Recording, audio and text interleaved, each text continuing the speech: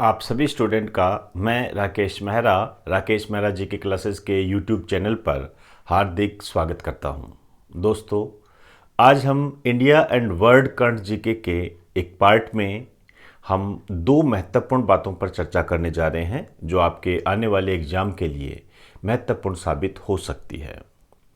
एक तो चिकित्सा से संबंधित एक कमीशन बनाया गया है, उस पर मैं चर्चा करूंगा। दूसरा मिशन कर्मयोगी, उसको मैं एक्सप्लेन करूंगा।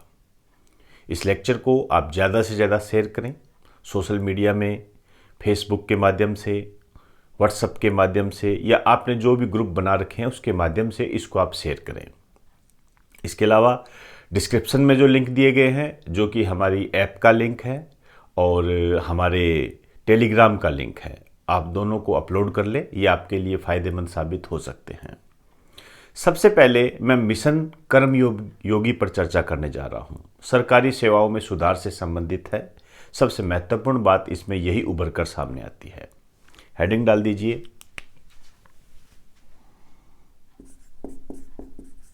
राष्ट्रीय सिविल सेवा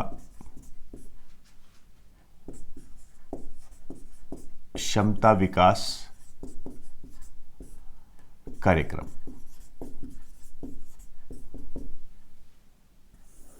राष्ट्रीय सिविल सेवा क्षमता विकास कार्यक्रम। तो सिविल सेवा में सुधार से संबंधित है। एक लाइन लिखिए,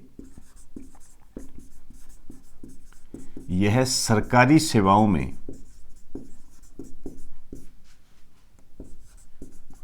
सुधार से संबंधित है। सरकारी सेवाओं में सुधार से संबंधित है ये। हालांकि इसमें अभी सिविल सेवकों को लिया गया है, तो आप ऐसे कंफ्यूज ना हो जाए कि ये ओनली सिविल सेवकों के लिए है। पर्टिकुलरली इसका जो उद्देश्य रखा गया है सरकारी सेवाओं में सुधार के लिए रखा गया है, और इसी को ही नाम दिया गया है मिशन कर्मयोगी। मिशन कर्मयोगी, यही मिशन कर्मयोगी है। तो सबसे महत्वपूर्ण जो बात मैं मान के चलता हूं वो ये कि मिशन कर्मयोगी का संबंध किससे है। मिशन कर्मयोगी का संबंध सरकारी सेवाओं में सुधार से संबंधित है। अब बात आती है इसका क्रियान्वयन कौन कर रहा है, इंप्लीमेंट कौन कर रहा है। इसका क्रियान्वयन कर रहा है मानव विकास परिषद। मानव विकास परिषद, ह्यूमन डेवलपमेंट काउंसिल। और मजेदार बात यह है कि ये जो मानव विकास परिषद है, इसके जो अध्यक्ष हैं ये है प्रधानमंत्री। मतलब प्रधानमंत्री की अध्यक्षता में मानव विकास परिषद का गठन किया गया है, जो मिशन कर्मयोगी को इंप्लीमेंट करने का काम करेगा। या आप सिंपल भाषा में कहो तो ये भी कह सकते हो कि इस कार्यक्रम पर, इस मिशन पर निगरानी रखेगा। अब इस कार्यक्रम की सफलता के लिए एक प्लेटफॉर्म तैयार किया गया है। एक लाइन लिखिए, इस मिशन की सफलता के लिए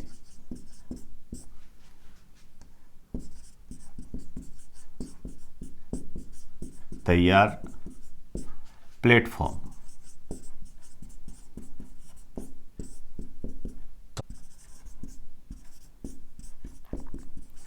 आई गोट कर्मयोगी। अब ये एक प्लेटफॉर्म का नाम है, ये आई गोट कर्मयोगी। अब ये जो आई गोट कर्मयोगी है, क्या होगा इसके अंदर? इसके तहत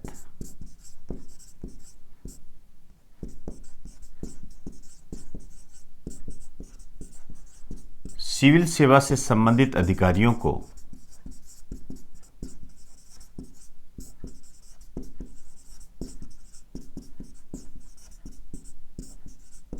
ऑनलाइन प्रशिक्षण दिया जाएगा।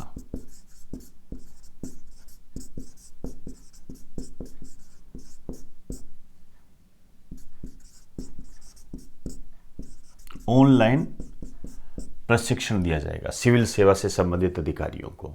अब बात आती है, ये जो मिशन कर्मयोगी है, इसकी जिम्मेदारी किसको दी गई है?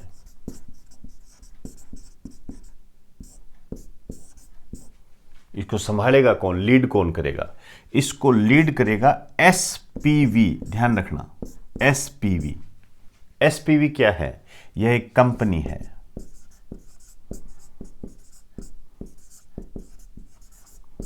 एक कंपनी है ये एसपीवी। आप कह सकते हो स्पेशल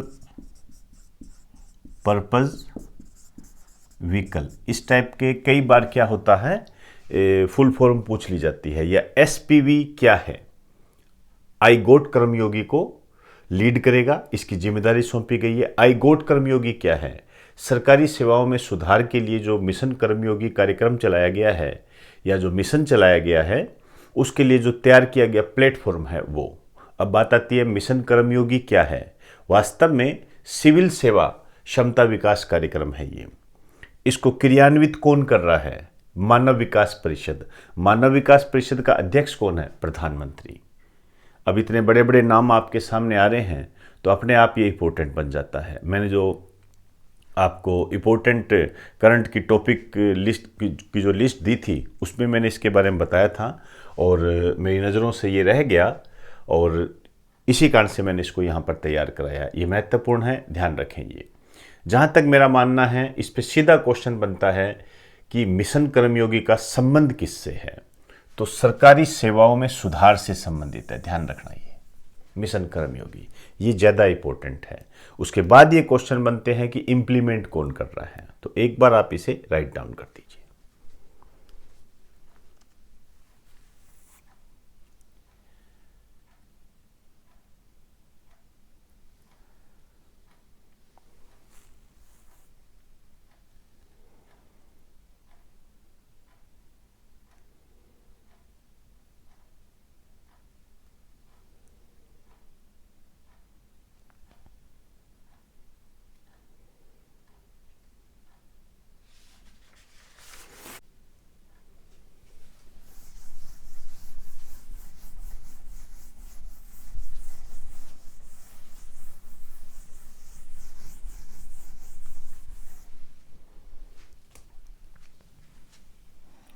हेडिंग डाल दीजिए, राष्ट्रीय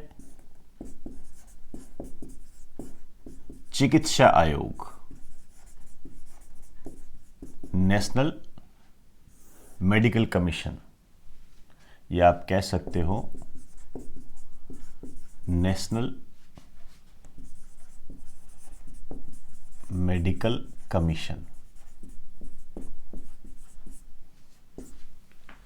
अब देखिए इसका गठन कब किया गया है, ये इंपॉर्टेंट है, ध्यान रखें। 25 सितंबर 2020 को इसका गठन किया गया है। ये डेट अपने आप में इंपॉर्टेंट है। अब देखिए इसका जो गठन किया गया है ये किया गया है राष्ट्रीय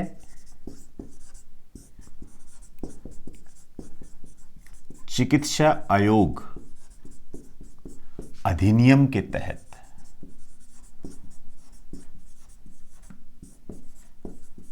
अधिनियम के तहत किया गया है, नेशनल मेडिकल कमीशन एक्ट के तहत किया गया है। ये 2019 में पारित हुआ था। देखिए ये जो एक्ट के तहत पारित किया गया है इसका मतलब ये निकलता है ये कानूनी संस्था है। कानूनी संस्था है तो कॉन्स्टिट्यूशनल नहीं है ये। तो यहां पर आप ये ध्यान रखना, ये नॉन कॉन्स्टिट्यूशनल संस्था है, गैर संवैधानिक संस्था है। ये नॉन कॉन्स्टिट्यूशनल बॉडी है। ये कॉन्स्टिट्यूशन में इसका उल्लेख नहीं है और इसका जो गठन किया गया है एमसीआई के स्थान पर, इसको ही प्रतिस्थापित करके इसका गठन किया गया है एमसीआई के स्थान पर। यहां पर आपके ये क्वेश्चन बनता है कि अभी जो राष्ट्रीय चिकित्सा आयोग गठित किया गया है वह किसके स्थान पर है? एमसीआई के स्थान पर, मेडिकल काउंसिल ऑफ इंडिया। क्यों बता रहा हूं ये इसलिए बता रहा हूं कि नीति आयोग जब गठित किया गया था तो उस पर एक क्वेश्चन आया हुआ है कि नीति आयोग का गठन किसके स्थान पर किया गया है। तो यहां पर उसकी झलक देखने को मिल सकती है। तो एक यहां लिख दीजिए, मेडिकल काउंसिल ऑफ इंडिया। अब देखिए ये जो राष्ट्रीय चिकित्सा आयोग है ये किसका है? किसको रेगुलेट करेगा, किसका नियामक है? Allopathy medical education. एलोपैथी को आप बखूबी जानते हो, वो जो मेडिकल एजुकेशन है उसका रेगुलेटर है। अब 2-3 शब्द लिखाऊंगा, उसी से इसका सारा सिस्टम आपके सामने आ जाएगा। रेगुलेटर ऑफ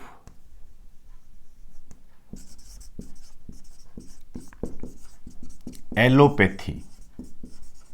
एलोपैथी आप समझते ही हो, एलोपैथी मेडिकल एजुकेशन। हिंदी में कहना चाहो तो आप कह सकते हो एलोपैथी मेडिकल शिक्षा का नियामक।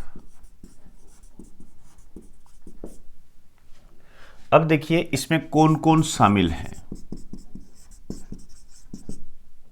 तो इसमें जो शामिल है, एक अध्यक्ष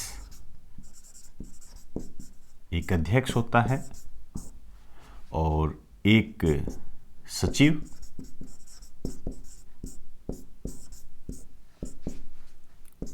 10 पदेन सदस्य। अब इनके नाम जानने की आपको कोई आवश्यकता नहीं है। 12 अंशकालिक सदस्य। ये थोड़ा सा नया बना है ना, इस कारण से आपको थोड़ा ध्यान रखना पड़ेगा। ये इतने इसके ये सदस्य होते हैं। यहां पर थोड़ा सा अध्यक्ष के बारे में आप जानिए। देखिए ये जो अध्यक्ष है, इसका जो कार्यकाल है कितने टाइम तक रहेगा? 3 वर्ष या 70 वर्ष की आयु तक, यहां तक रहेगा ये। और ये जो अध्यक्ष बने हैं नए, ये है डॉक्टर सुरेश चंद्र शर्मा। इसको लगा दीजिए मोस्ट इंपॉर्टेंट, ये इंपॉर्टेंट है, डॉक्टर सुरेश चंद्र शर्मा। और सचिव जो बने हैं ये है राकेश कुमार वत्स। बस मेनली ये है, ये इंपॉर्टेंट है। आपसे पूछा जाएगा सीधा ही कि राष्ट्रीय चिकित्सा आयोग के अध्यक्ष किन्हें बनाया गया, तो पहले अध्यक्ष है ये, तो डॉक्टर सुरेश चंद्र शर्मा को राष्ट्रीय चिकित्सा आयोग का पहला अध्यक्ष बनाया गया है। मोस्ट इंपॉर्टेंट लाइन है। और राष्ट्रीय चिकित्सा आयोग का संबंध किससे है? एलोपैथी मेडिकल एजुकेशन से। दूसरा क्वेश्चन ये बनता है। तीसरा क्वेश्चन, इसको यदि पॉलिटी के स्थान पर जोड़कर देखा जाता है तो ये बनता है कि राष्ट्रीय चिकित्सा आयोग किस प्रकार की संस्था है, तो नॉन कॉन्स्टिट्यूशनल बॉडी है।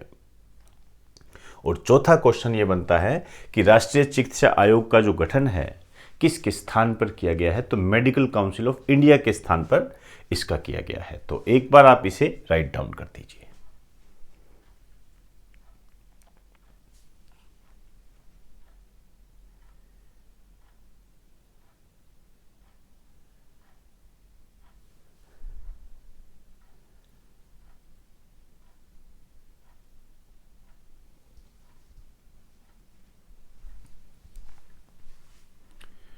तो दोस्तों, आज हमने India and world current GK के इस पार्ट में मिशन कर्मयोगी और राष्ट्रीय चिकित्सा आयोग के बारे में जानकारी प्राप्त की। यह आपके आने वाले एग्जाम के लिए करंट की दृष्टि से काफ़ी महत्वपूर्ण है। इस पर ज़रूर गौर करें और इसको बार बार रिवाइज करते रहें। इसके अलावा डिस्क्रिप्शन में जो लिंक दिए गए हैं उन्हें आप अपलोड कर लें और मेरे इस लेक्चर को ज़्यादा से ज़्यादा प्रत्येक स्टूडेंट तक पहुंचाने का प्रयास करें। तो इजाज़त दीजिए, आप सभी को मेरा नमस्कार।